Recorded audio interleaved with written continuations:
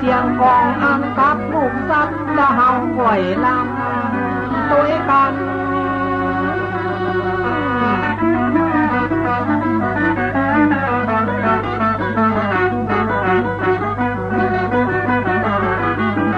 จะอันทำน้อยเป็นนักลำวงที่จะได้เสียเพราะว่าฝ่ายงัดได้ยินเสียงกองอันกับลูกสัตว์บัดมีที่ไหนจะเอามาเจาะจงไหนจะนำกองกล้าปีตึงให้ว่าตั้งสาวแม่พุงก็ได้ยินเสียงกองตูมตาติงมุงเขาจะป้ากันลำวงเด้งเด้งแง่แง่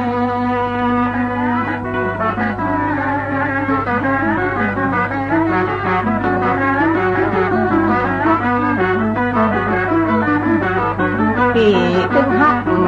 จีสา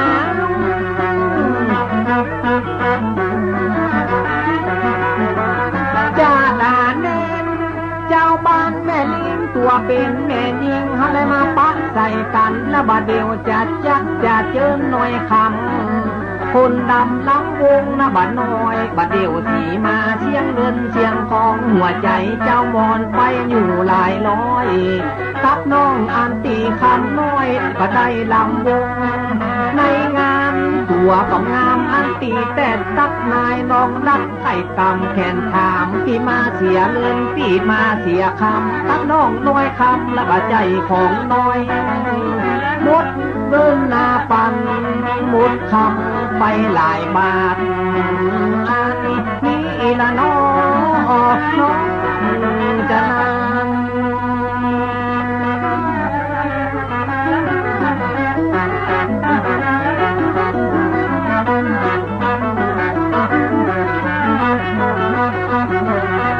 คนกำบัดเดียวคำน้อยกับตึงสีมาก็มาถึงเวลาเขาจะลำตัวกัน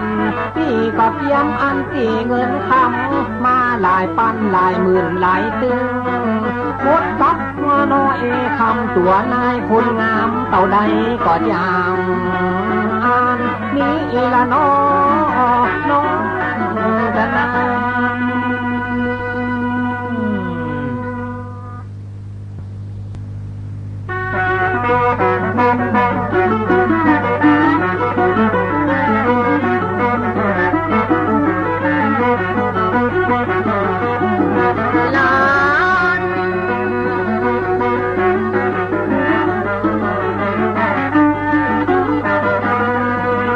เจ้าเป็นนักลำบนดิน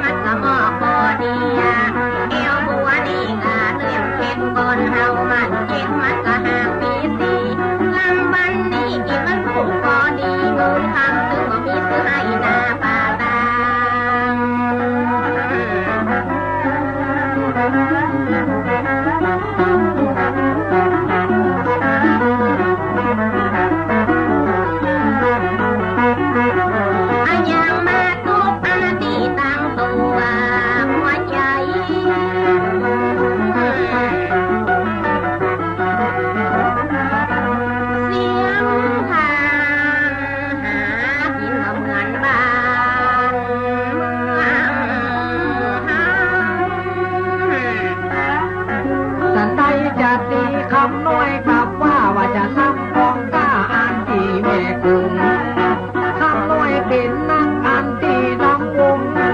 แม่นาบุญและก็งามบาดน้อยข้ามาหมุดยืนข้ามาหมุดคำอันมีน้อยมาจำเชี่ยวเป็นปังเป็นลอย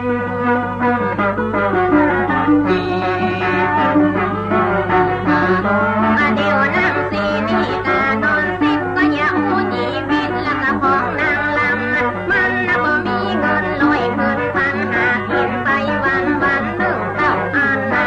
ในอุกละเจ้าพอไว้ก็อย่าอู้ในใจทำน้อยพอสั่นหากเห็นตั้งลำยังมาทุกลำถึงบ่มีเบียร์หอยเงินตำ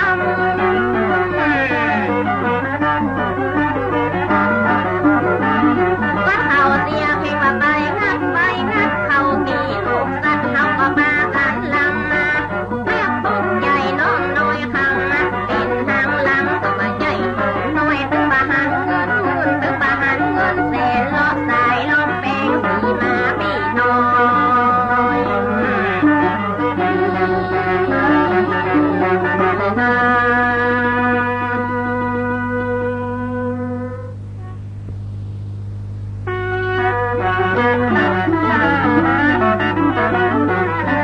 กันลำวงกันนักกันนายเป็นลูกทรัพย์ที่จะเป็นกองมาเสียเข้ามาก็มาเสียของหัวใจเจ้ามอนเที่ยงไหนปัจจัยทำน้อยเจ้าบ้านแม่นิ่มตัวเมตาดำนิ่มตัวนายน้องไทยที่ตึงอันที่ไข่ได้ตัวนายเขามาดำท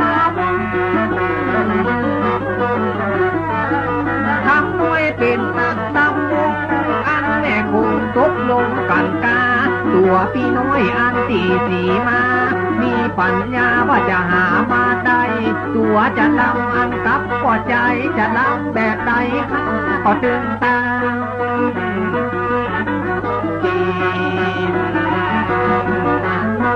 ถ้าดิ้งลงลำวงลอกบาดลำกันยากพออินพอผิวว่าล้างเสื้อแข้งก็อย่าเป็นตาผิวว่าต้องทำน้อย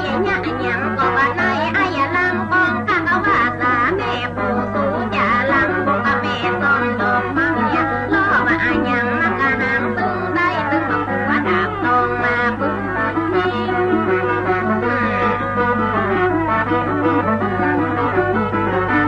เจ้าในลำบอกเอาใจไอ้ว่าไอ้ลำกองข้าก็สาแม่ผู้มาบอนเสียงของว่าถ้าติงสูงเท่าลำนักะหู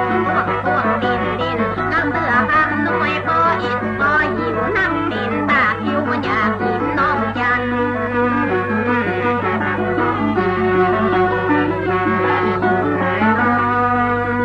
คำน้อย เจ้า คำน้อยเป็นนักลำวงปีก็หู้อยู่ประเดี๋ยวนี้อ้ายก็ถึงต้องการเรื่องลำวงอ้ายอย่างว่าชอบแต่เนอะอ้ายไข่เมาไปบ้านอ้ายสักวัน2 วันจะได้ก็ ไอ้จะเมาไปบ้านอีกะเจ้า บ้านไอ้มีงานอะอย่างเจ้า โอ้อ้ายก็ว่าจะบวชแม่อุ้ยอ้ายอีนะ บวชแม่อุ้ย หลายวันก็เจ้า โอ้หลายวันกับ3 วันแล้วจะคิดเอาวันละเท่าใด 3 วันมาเดี๋ยวนี้ก็เงินมันถูกนะเจ้าพระเจ้าขอวัน500เจ้า ก็โทเอาวัน500อันนั้นเหลือเมาถึงคำน้อยจะได้ก็ เมาตึงข้าเจ้าแต่บัดได้ก้าเจ้านั่นเตือผัวตั้งบ้านไอ้เขามีแล้วมันจะลำบากนะเจ้า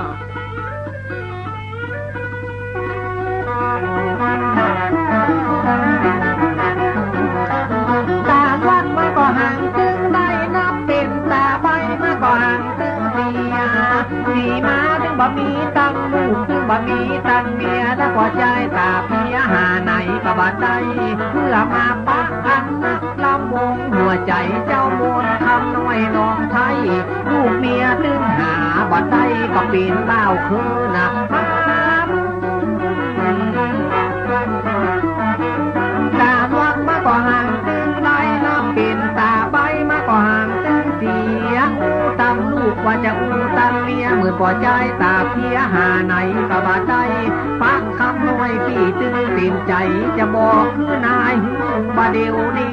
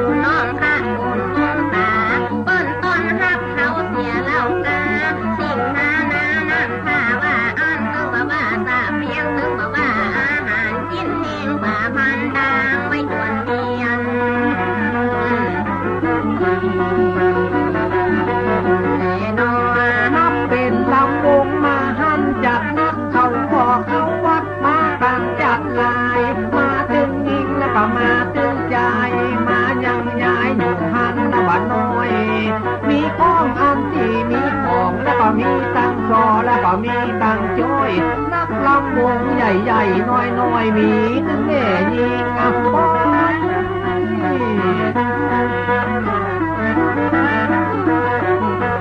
ได้เกี่ยมอันที่ใบพร้อมเลี้ยงพี่เลี้ยงน้องกันจัดหลายลำวงตึงยิงนี่กาตึงใจแล้วก็มากันหลายและบาใจของน้อยพอลำพออันที่สักกันกับน้องหน่วยคำมันจะเชียงกี่ลอย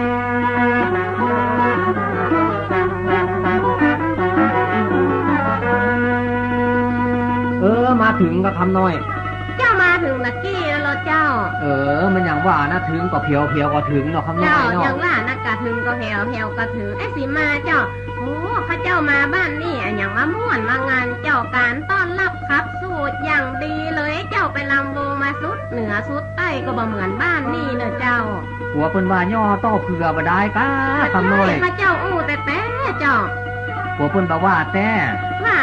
กับเจ้ามันต้องมีแต่ลูกกูก็ยังอีดีกว่าเรื่องลำวงดีกว่าเนาะการเรื่องลำวงเนี่ยอายก็บ่เคยลำสักเสือเนอะลำก็บ่ไข่งามนะครับน้อยเป็นที่ไข่ลองบ่สักกำเนาะมันเป็นยังไอ้ลำอย่างใดก็ได้การลำวงนี่นะตามใจไอ้เตอะเพราะไอ้เป็นเจ้าภาพลูกเจ้าเชิญนายเจ้าลำสั่งงามนักนาขอเชิญแก้วตามาเป็นผู้ลำน้อยนี่ไม่เป็นไรไม่ต้องกินผูกกินใจ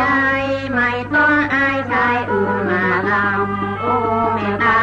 หวานฉ่ำเชิญมาลำวงเมืองลำน้องดังนานหนักหนาขอเชิญแก้วตามาเป็นผู้ลำน้อยที่ไม่เป็นไรไม่ต้องกินผูกกินใจ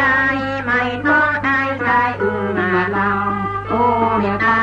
หวานฉ่ำเชิญมาลำวงเมือง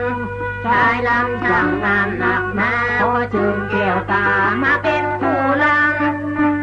น้อยที่ไม่เป็นไรไม่ต้องเก่งอกเก่งใจ